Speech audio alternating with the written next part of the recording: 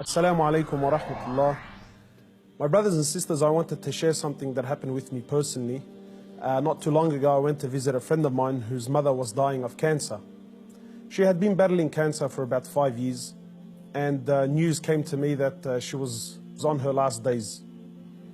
So I went to visit the brother, and as I sat down with him, he was explaining to me that his mother is going through that state of sakarat al-maut, conscious and unconscious, and that the cancer was really starting to spread all over. So as I sat with this friend of mine and we were talking, his eyes teared up. So I assumed that because his mother's dying, and so I tried to comfort him, and I said to him, look, this is natural in life. And he said to me, I'm not crying because she's leaving. And of course I am upset, but that's not why I'm crying. I said, then why are you upset? He said, I'm upset because all my life I've never thanked my mother for what she's done.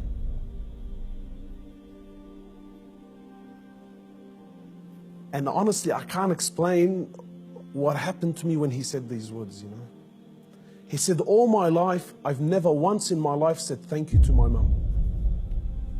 He said, and now that she's sitting in the next room and she's alive, but she's conscious and unconscious, and even if I spoke to her, she's not going to be able to understand or comprehend the words that I'm saying. And wallahi, my brothers and sisters, this really affected me. That all his life, all of our lives, for those of us who are fortunate enough that their mothers are still around, my mum has been there all my life, never failed me once, and never once have I ever come to her and just said thank you. And not one of those thank yous with some flowers, and that's a good thank you, but those really deep thank yous. That thank you that if she left me now, I've told her and I've thanked her from the depths of my heart.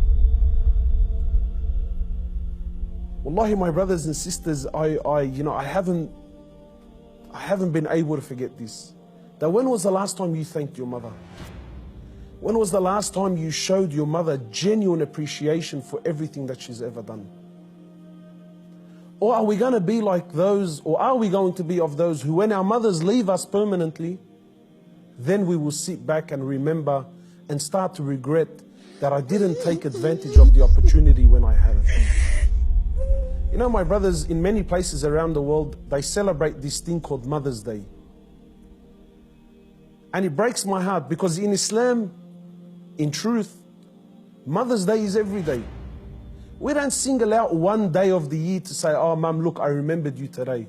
But rather, we're ordered by Allah and His Prophet, more or less, to remember our mothers on a daily basis. A man came to the Prophet of Allah and he says to him, O Prophet of Allah, and many of us get this hadith wrong.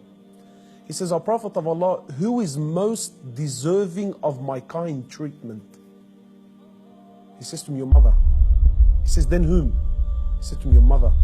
He said to him, then whom? He said to him, your mother. He said, then whom? He said, then your father. Many of us, we interpret this to be love, that my mother is most deserving of my love.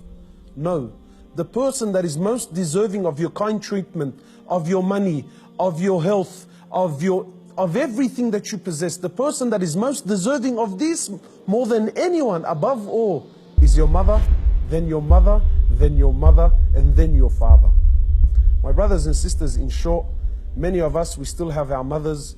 Wallahi, do not be of the losers who wait until our mothers leave us permanently, only then to wish and to regret and say, I wish I can go back and thank my mother. If your mother is still around, run. By Allah, run to her and thank her for everything that she's done.